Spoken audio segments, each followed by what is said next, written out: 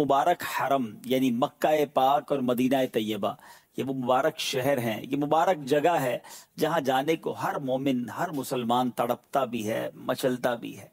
कौन सी ऐसी आंख है जो मक्का और मदीना देखने को ना तड़पती हो, और कौन सा ऐसा दिल है जो इन मुबारक जगहों पर जाने को न तड़पता हो। अल्हम्दुलिल्लाह, इस याद को मजीद बढ़ाने के लिए, शौक हरमैन बढ़ाने के लिए, और मदीना पाक और मक्का पाक का मजीद अदब दिल में बढ़ जाए, इन नियतों के साथ याद हरमैन सिलसिला लेकर हाजिर हैं। दुनिया भर से हाजियों के काफिले सूए हरमैन रवा दवा हैं, लाखों लाख पहुंच चुके होंगे और कईयों ने भी जाना है। अल्लाह मुझे और आपको भी ये सफर बार बार नसीब फरमाए। पिछले 2 सिलसिलों में हमने मक्का पाक के फजाइल, तवाफ के फजाइल, खास खाना काबा की बरकतें, और फिर हजर अस्वद की तारीख, मकाम इब्राहिम और सफ़ा और मरवा के बारे में भी शानदार बातें सुनी। आज से इंशाअल्लाह हम हज और उम्रे पर जाने वाले आशिकाने रसूल का अंदाज सुनेंगे।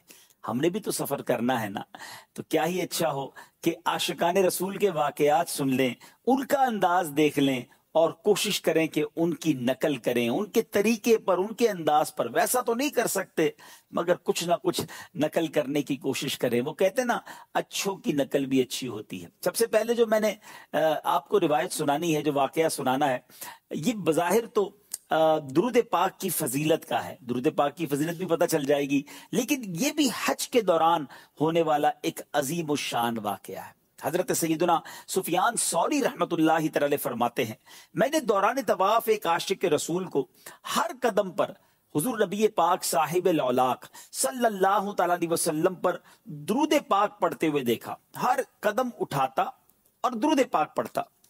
तो मैंने पूछा, भाई सुभान अल्लाह, ला इलाहा इल्लल्लाह के बजाय सिर्फ दुरूद पाक पढ़ने में क्या राज है? तो उसने मेरा नाम दरियाफ्त किया, फिर कहा कि मैं अपने वालिद गिरामी के साथ हज के लिए चला था। याद रहे नाजरीन, पहले के जमाने में जो काफिले थे ना, वो ऊंटों पर और घोड़ों पर चलते थे, कारवान होते थे, पैदल भी लोग चलते थे और तवील सफर होता था। तो वो कहते हैं कि सफर के दौरान जो है वो मेरे वालिद साहब की तबीयत खराब हुई, और एक और आफत ये आई कि वालिद गिरामी का इंतकाल हो गया। जब वालिद साहब का इंतकाल हो गया तो चेहरा भी सिया पड़ गया। काफिले वाले आगे चले गए और मैं तन्हा, और वालिद साहब की मैयत मेरे साथ थी। मैं बड़ा गमजदा हुआ, बहुत रोया, और मेरी आंख लग गई। जब आंख लग गई तो मैं क्या देखता हूं कि एक बड़े नूरानी चेहरे वाले बुजुर्ग तशरीफ लाए। मेरे वालिद साहब के चेहरे पर हाथ फेरा, उनका जो पेट फूल गया था उस पर भी हाथ फेरा, पेट भी अपनी असली हालत में आ गया। चेहरा जो सिया पड़ गया था 14वीं रात के चांद की तरह चमकने लगा। वो बुजुर्ग जाने लगे तो मैंने उन्हें रोक लिया और कहा कि हुजूर, इस वीराने में, इस बेसरो सामानी के आलम में आपने जो मेरी दस्तगीरी फरमाई है, अपना तारुफ तो करवाइए। कहा, तो मुझे नहीं जानते, मैं जनाब मोहम्मद अरबी सल्लल्लाहु अलैहि वसल्लम हूं। तुम्हारा वालिद बड़ा गुनाहगार था, मगर ये मुझ पर दुरूद पाक कसरत से पढ़ता था। सुभान अल्लाह। और आका फरमाते, जिसका मजमून है कि जो मुझ पर कसरत से दुरूद पाक पढ़ता है, मैं उसकी फरियाद रसी करता हूं। फिर उस शख्स ने कहा, मेरी आंख खुल गई।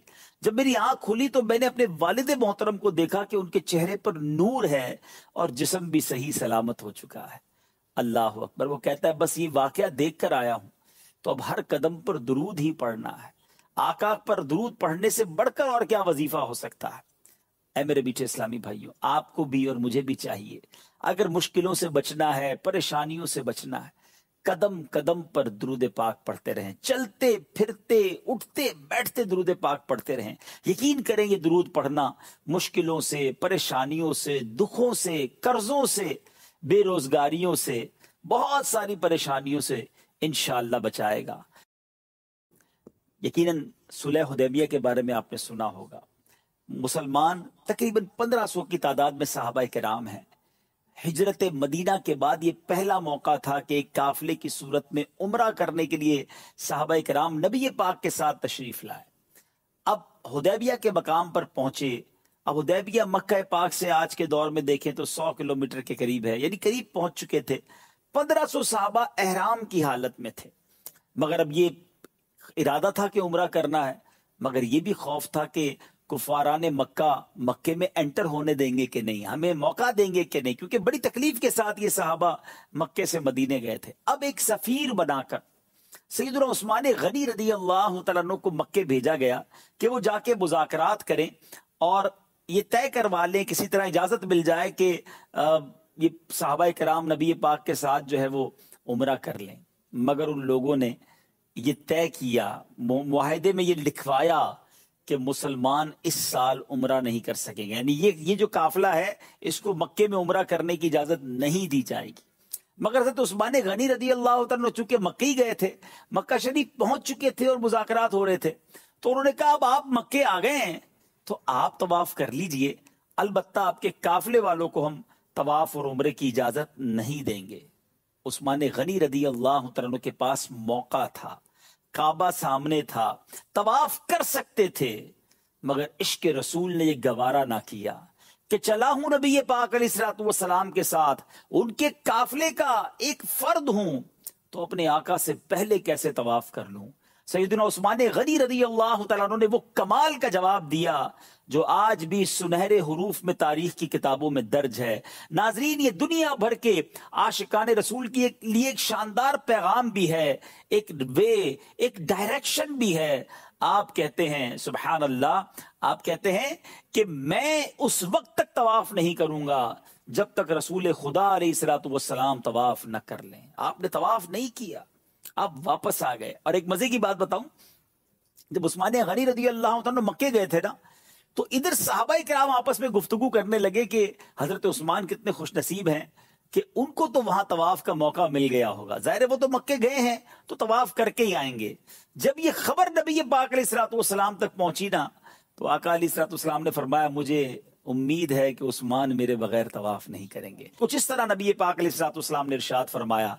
तो मेरे बीच इस्लामी भाइयों, ये बात बहुत कुछ बता गई है कि नबी पाक के बगैर तवाफ भी ना किया, आका राजी होंगे तो रब राजी हो जाएगा। है साबित हुआ कि जुबला फराइज फरू हैं, असलुल उसूल बंदगी उस ताजवर की है।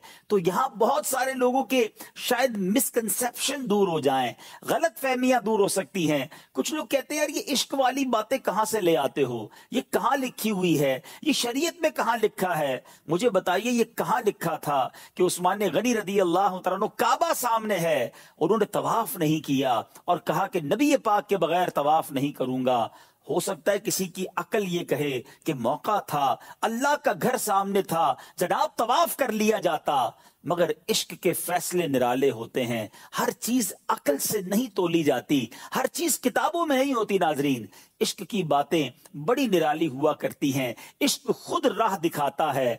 अल्लाह अकबर। शायर कहते हैं ना, अकल को तनकीद से फुर्सत कहां, इश्क पर आमाल की बुनियाद रख। अल्लाह करीम मुझे और आपको सैयदना उस्मान गनी रदी अल्लाह तआला अन्हु के इश्क का जर्रा नसीब फरमाए। यकीनन आज के दौर में कोई इतना बड़ा मुफ्ती और आलिम नहीं है जितने बड़े आलिम और मुफ्ती हजरत उस्मान गनी रदी अल्लाह तआला अन्हु थे, मगर उनके दिल ने यही फतवा दिया कि जनाब अगर मेरे आका तवाफ नहीं कर सकते, अगर सहाबा किराम और नबी पाक को रोका गया है तो मैंने अकेले भी तवाफ नहीं करना है। सुभान अल्लाह, सुभान अल्लाह। तभी तो मौलाना हसन रजा खान साहब लिखते हैं ना, अल्लाह से क्या प्यार है उस्मान गनी का, महबूब खुदा यार है उस्मान गनी का। एक मरतबा फरमाया कि मैं बहुत शर्मिंदा हूं, आह अल्लाह से किस तरह मुलाकात करूंगा। अफसोस उसके पाक घर यानी काबाए मुशर्रफा में कभी मैं पैदल चलकर नहीं आया। उसके बाद आप 20 मरतबा मदीना मुनव्वरा से मक्का मुकर्रमा हज के लिए पैदल तशरीफ लाए। नाजरीन, ये कहना आसान है, आज भी तकरीबन 425 किलोमीटर का फासला है अगर रोड सीधी बना दी गई है तो, वरना जब ये पहाड़ थे, जब ये रेगिस्तान थे, तो ये सफर कैसे हुआ होगा पैदल। और एक बार नहीं, नबी पाक की आल हैं, प्यारे आका के नवासे हैं, जन्नती नौजवानों के सरदार हैं, मगर काबे का जो मकाम है, अल्लाह के घर की जो ताजीम है, जो खौफे खुदा का आलम है, 20 बार मदीना मुनव्वरा से पैदल हाजिर हुए मक्का मुकर्रमा हज करने के लिए। منقول ہے کہ ایک مرتبہ آپ نے خانہ کعبہ کا طواف کیا، مقام ابراہیم پر جب 2 رکعت نماز واجب الطواف ادا کی، پھر اپنا رخسار مقام ابراہیم پر رکھ دیا اور زاروں کتار روتے ہوئے اس طرح اپنے مناجات کی کہ اے میرے رب قدیر، تیرا حقیر بندہ تیرے دروازے پر حاضر ہے، تیرا بھکاری تیرے دروازے پر حاضر ہے، تیرا مسکین بندہ تیرے دروازے پر حاضر ہے۔ انہی الفاظ کو بار بار دہراتے رہے اور روتے رہے۔ اس کے بعد مسجد الحرام سے باہر تشریف لائے تو آپ کا گزر چند مسکینوں کے پاس سے گزرا جو راستے میں بیٹھے ہوئے تھے اور صدقے کی روٹیوں کے ٹکڑے کھا رہے تھے۔ ان مسکینوں کو آپ نے سلام کیا، سلام کے بعد ان مسکینوں نے آپ کو دعوت دی کہ حضور ہمارے ساتھ بیٹھیے، نواسے رسول ہیں، جنتی نوجوانوں کے سردار ہیں، یہ وہ ہیں جن کو پیارے آقا نے کاندھے پر بٹھایا۔ یہ مسکینوں کے ساتھ دسترخوان پر بیٹھ گئے، روڈ کے فٹ پاتھ پر گویا وہ بیٹھے کھانا کھا رہے ہیں۔ آپ نے ان کی حوصلہ افزائی کی، عاجزی کا منظر دیکھے کہ ان کے ساتھ بیٹھ گئے۔ فرمایا اگر یہ روٹیوں کے ٹکڑے صدقے کے نہ ہوتے تو میں آپ کے ساتھ ضرور کھانا کھاتا۔ آل رسول تھے نا، آل رسول کو صدقہ کھانا جائز نہیں تھا۔ اس کے بعد آپ ان مسکینوں کو اپنی قیام گاہ پر لے آئے، ایسے نہیں چھوڑ کر چلے گئے، اور سب کو عمدہ کھانا کھلایا اور رخصت ہوتے وقت سب کو درہم بھی عنایت فرمائے۔ کیا بات ہے، نبی پاک کی تربیت کا کیا شاہکار تھے یہ لوگ۔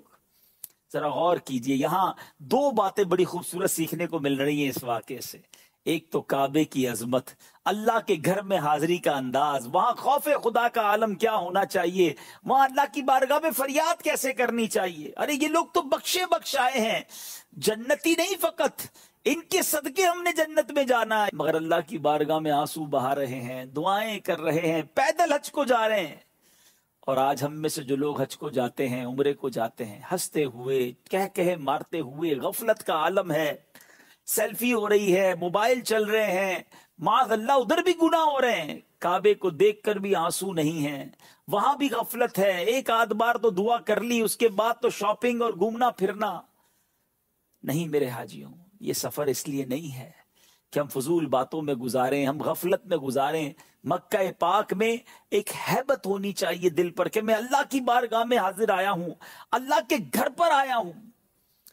اور جب بادشاہ کی بارگاہ میں ایک غلام جاتا ہے تو وہ ڈرا ہوا رہتا ہے کہ کہیں بادشاہ ناراض نہ ہو جائے، یہ تو احکم الحاکمین ہے، تو یہ رب العالمین کا گھر ہے۔ ادھر تو دل پر ایک کیفیت ہونی چاہیے، آنسو ہونے چاہیے، التجائیں ہونی چاہیے۔ خدا را ان واقعات کو سن کر اپنے اندر اس رقت کو پیدا کیجیے، اور پھر سبحان اللہ سبحان اللہ، اتنا بڑا مرتبہ ہے۔ اور مسکینوں کے ساتھ بیٹھ جانا، ان کے ساتھ کھانا کھانا، ان کو گھر لے آنا۔ آج ہمارا کیا حال ہوتا ہے؟ کیا ہم غریبوں کے ساتھ ایسا برتاؤ رکھتے ہیں؟ کیا ہم غریب لوگوں کے ساتھ بیٹھنا پسند کرتے ہیں؟ سیکھنا ہے مجھے اور آپ کو اہل بیت اطہار سے۔ جبھی تو جناب سیدی اعلیٰ حضرت لکھتے ہیں نا، وہ حسن مجتبی سید الاسخیاء راکب دوش عزت پہ لاکھوں سلام۔ کہتے ایک پرہیزگار شخص کا بیان ہے، میں مسلسل 3 سال سے حج کی دعا کر رہا تھا لیکن میری حسرت پوری نہ ہوئی۔ 4تھے سال حج کا موسم بہار تھا اور دل آرزو حرم میں بے قرار تھا۔ ایک رات جب میں سویا تو میری سوئی ہوئی قسمت انگڑائی لے کر جاگ اٹھی۔ الحمدللہ خواب میں نبی پاک علیہ الصلوۃ والسلام کی زیارت سے میں مشرف ہوا۔ میرے آقا نے ارشاد فرمایا تم اس سال حج کو چلے آنا۔ میری آنکھ کھلی تو خوشی سے دل جھوم رہا تھا کہ پیارے آقا علیہ الصلوۃ والسلام نے فرمایا ہے کہ تم اس سال حج کے لیے چلے جانا۔ بار بار یہ آواز میرے کانوں میں رس گھول رہی تھی۔ اچانک یاد آیا کہ میرے پاس تو زیادہ سفر ہی نہیں ہے، میرے پاس تو مال نہیں ہے، سفر کے لیے کاغذات اور تمام چیزیں نہیں ہیں، میں کیسے جاؤں گا؟ دوسری رات پھر نبی پاک علیہ الصلوۃ والسلام خواب میں تشریف لائے، لیکن میں اپنی غربت کا ذکر نہ کر سکا۔ پیارے آقا علیہ الصلوۃ والسلام نے پھر فرمایا اس سال حج کو چلے آنا۔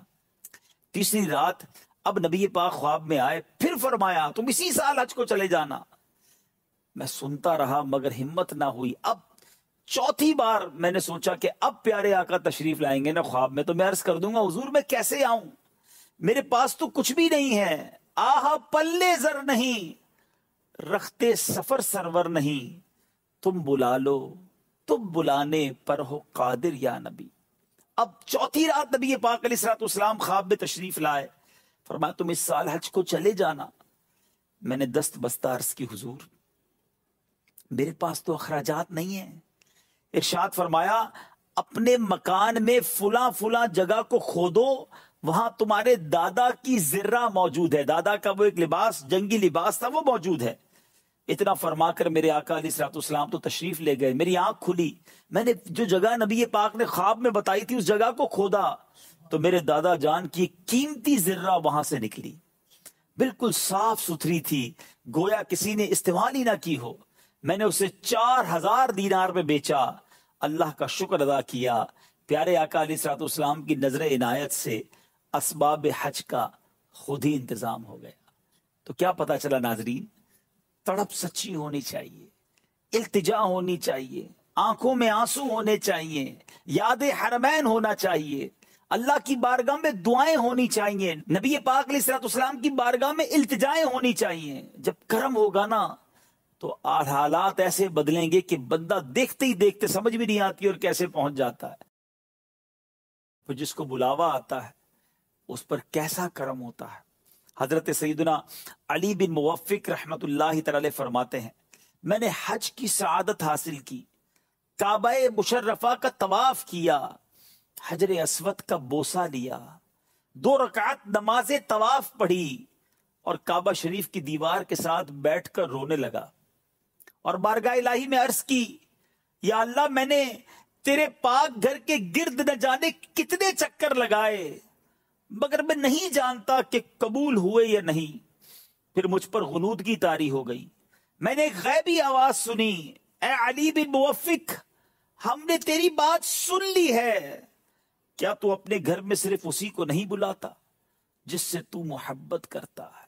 اللہ اکبر، اللہ اکبر۔ ناظرین یہ جملہ پھر سنیے گا، غیب سے آواز کیا آئی؟ اے علی ہم نے تیری بات سن لی ہے، کیا تو اپنے گھر میں صرف اسی کو نہیں بلاتا جس سے تو محبت کرتا ہے؟ گویا بلایا اسے جاتا ہے جس پر کرم کیا جاتا ہے، جس سے محبت کی جاتی ہے، جسے مہمان بنایا جاتا ہے۔